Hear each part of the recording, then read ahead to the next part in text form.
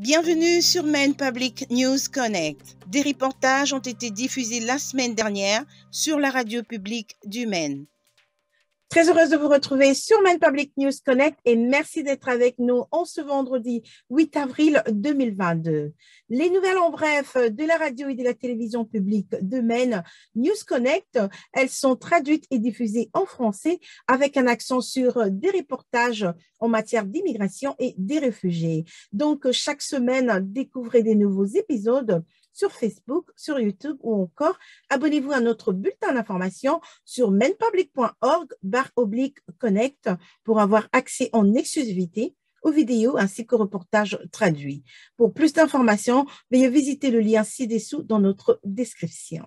Je suis Victoire Liwanga et voici tout de suite les principaux titres de la semaine.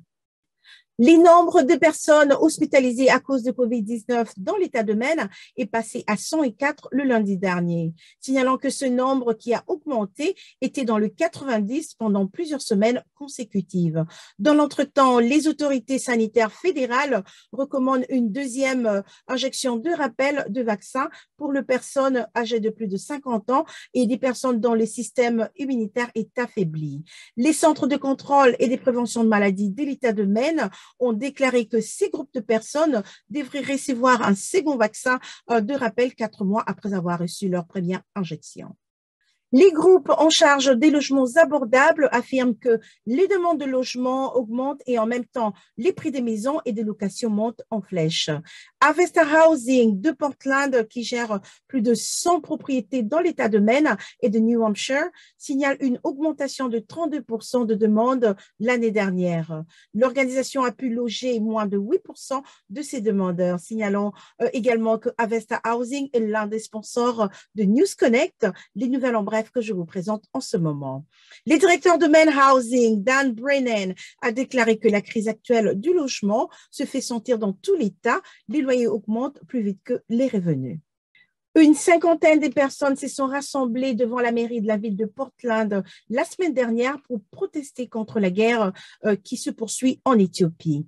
La manifestation a été organisée par la communauté tigréenne de Maine. Les Tigréens sont un groupe ethnique dans le nord, au nord de l'Éthiopie. Misrak Adan, qui vit dans la ville de Portland, affirme que la guerre a rendu presque impossible le contact avec les membres de sa famille qui sont restés encore dans les pays, signalant que la guerre a commencé en automne 2020 et a connu récemment une trêve des combats qui a permis d'espérer à une résolution du conflit.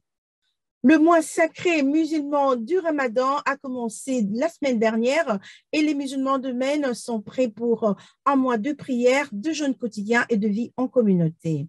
Dans la ville de Portland, Zamzam Hussein dit qu'elle essaye d'aider ses 3 jeunes enfants à se rapprocher des traditions familiales du Ramadan. Zamzam Hussein, qui est originaire de la Somalie, elle dit qu'elle cuisine des plats traditionnels pour ses enfants pendant la fête et leur raconte également des histoires sur la façon dont elle l'a célébré quand elle était enfant, signalant que le Ramadan se poursuivra jusqu'au début du mois de mai.